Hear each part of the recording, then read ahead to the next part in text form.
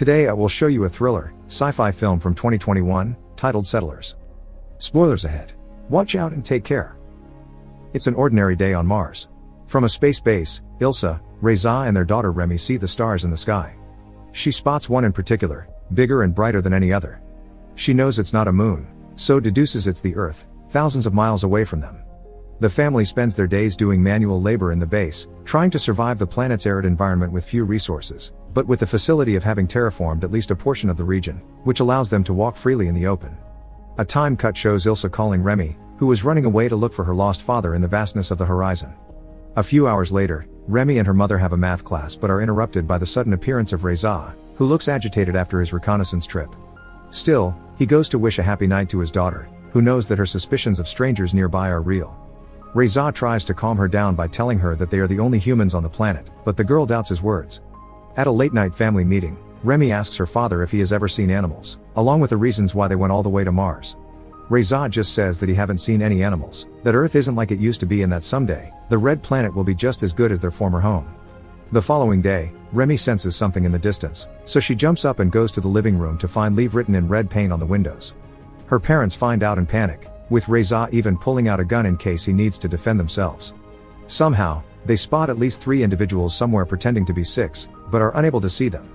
They spend the rest of the afternoon cautiously, anxious to know if their barnyard pigs are okay. Moved by uncertainty, Remy decides to inspect, finding an unprotected piglet, their only living creature so far.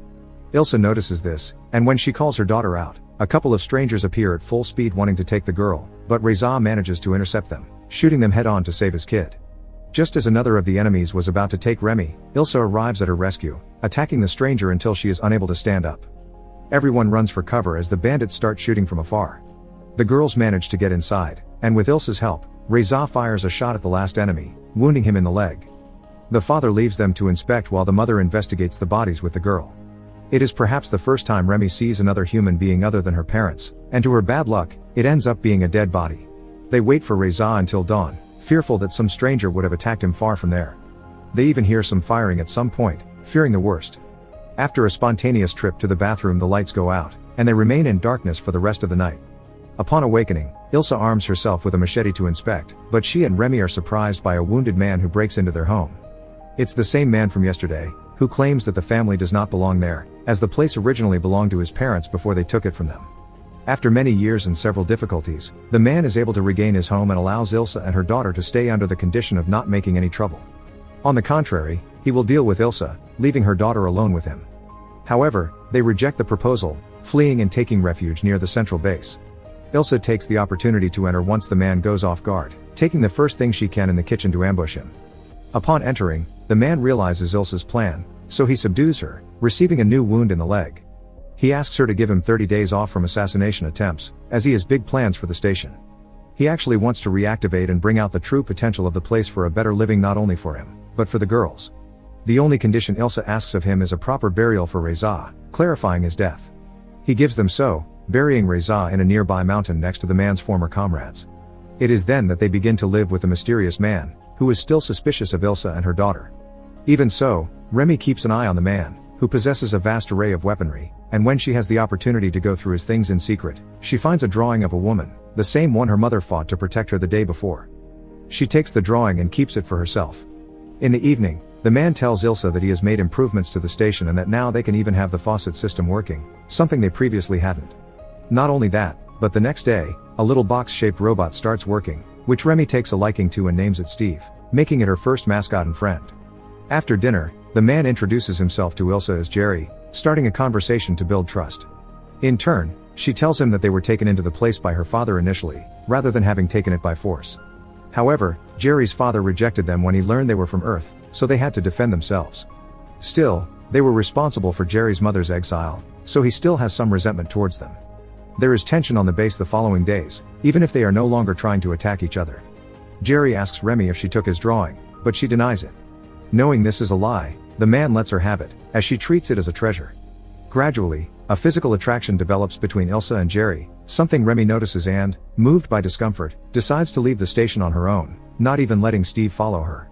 Her plans are cut short when she reaches some kind of force field that serves as a barrier that marks the limit of the habitable perimeter, something that makes Remy obfuscate, and she ends up giving up her plans.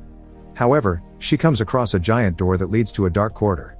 Not knowing what she might find there, Remy enters, and already a few meters in, the door closes behind her. She moves forward with the help of a flashlight ball, but when a light at the end of the tunnel appears in the distance, Remy faints over the pressure and the lack of oxygen. She is rescued by Jerry and wakes up in her bed next to her mother back at home base. Jerry and Remy converse, and he tells her that there is nothing but rocks and dust beyond the barrier. He says he came from the war and that little by little, the artificial atmosphere they created is leaking out into space and that the sooner she accepts it, the better it will be for her. Remy marks the days with dust in a mirror, passing a month since she lost her father. Her mother tries to comfort her, but it doesn't seem to have much effect. The next day, Jerry finds a guitar, and asks Ilsa to play a song. Out of sadness, Remy goes to the greenhouse when she hears her mother sing. In there, she confesses to her mother that she hates her for faking everything is okay. In the kitchen, Jerry ditches his gun, giving Ilsa the chance to go against him. However, she later discovers that there are no bullets in the gun, so it is useless, so she decides to go and grab something else sharp to protect her daughter. Inside, the two adults struggle out of sight of the girl, but when Jerry gets out badly wounded, Remy fears the worst, running away. Jerry intercepts her and asks her to stay with him, but to wait until it is safe for her to enter the base, so she won't find her mom's body. Ilsa is buried on the same mountain as Reza and the other humans, leaving only her daughter at the mercy of Jerry, who promises not to hurt her. Years pass, and now the two live together in relative harmony, improving the central base and the surrounding area to the point of having more pigs, chickens, and vegetables and bringing vegetation to various parts of the territory. A young adult Remy meets Jerry at an artificial pond, and he urges her to give it a try, leaving her alone. She does so at night, diving in for the first time, and after sharing some alcohol with Jerry, they return to the house so that Jerry can surprise her with a gift. It was a drawing of her mother, which Jerry made waiting for Remy to grow up a little more to not lose details. The girl ends up crying, being consoled by Jerry. However, he takes advantage of the situation and kisses her, causing her rejection. Now the atmosphere between the two becomes tenser. Jerry wants to get closer to initiate a possible repopulation that he believes it's absolutely necessary, but Remy flatly refuses the idea, not caring if they are the last human beings in the universe. The two argue, and Jerry asks her to reconsider his proposal. Steve tries to cheer Remy up with a ball game, but she refuses to participate and goes to her room.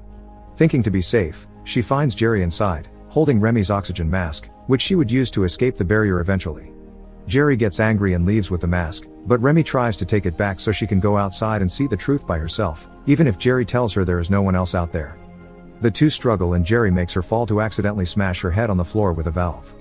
Jerry is shocked to see that the only one who witnessed the event was Steve the robot. Waking up with a wound on her head, Remy realizes that she is tied up, with Jerry on top of her. He tries to calm the situation, but the girl despairs. He tells her that there is still hope for humanity, but it causes the opposite effect on the girl, who hyperventilates and starts struggling on the bed. Jerry apologizes, saying that he doesn't like doing those kinds of things either and that everyone else is forcing him to act in order to survive. The desperation reaches such a point that Jerry is forced to threatening her if she doesn't calm down. While the girl becomes even more desperate, at least she remains quiet from now on, fearful of what might happen. Just as Jerry is about to proceed, he is shot by Steve, who comes to the girl's rescue. Jerry is seriously wounded in the neck, and instead of staying with Remy, he prefers to approach the robot and shoot it to destruction. Remy manages to free himself and flees while Jerry struggles in the kitchen. He sees through the reflection of the window the girl aiming at him. He tries to save himself by telling her that she needs him as much as he needs her, but Remy disagrees. Jerry was about to take his gun to defend himself but preferred to cease because of the genuine fondness he had for the girl. Remy manages a direct headshot, leaving her alone not only on the base but also in the entire territory. All she can do is sit and cry all night long. She buries Jerry's body in the mountain, making her the last survivor in the base, and the only living thing aside the plants and the few animals. She takes a shower and surveys the area, knowing that no one else will appear. She manages to reactivate her robot friend, but it's not enough to bring Steve back to her side. Remy spends her days alone, watching the animals and subsisting by her own. Still, she becomes sedentary, careless, and sluggish, believing she has been touched by her mother in her sleep. She also begins to have visions of Jerry prowling the base, concluding with screaming at the top of her lungs in case anyone else could hear her. Her only company is the tiny Earth in the distance, wondering if there are other people there. Still, she persists in repairing Steve and after many attempts, manages to get him functional again to say goodbye for her next voyage. The machine is saddened to lose its friend, and Remy goes to farewell all the deceased on the mountain one last time. Her last vision of her home is Steve taking care of the pigs, and then she sets out to march to the cave entrance. Remy moves forward, wearing her mask that provides her with oxygen on her walking, and makes it through to the other side as if nothing had happened. She is both excited and nervous of seeing the great beyond, and to her surprise, she sees only miles and miles of wasteland, completely booked for her to explore. There aren't any human civilizations on the horizon, just dirt and sand. She feels something behind her, and the girl sees the tunnel gates close behind her, alone in the massiveness of the red planet. Make sure to subscribe and turn on notifications so you can watch more videos like this. Thanks for watching.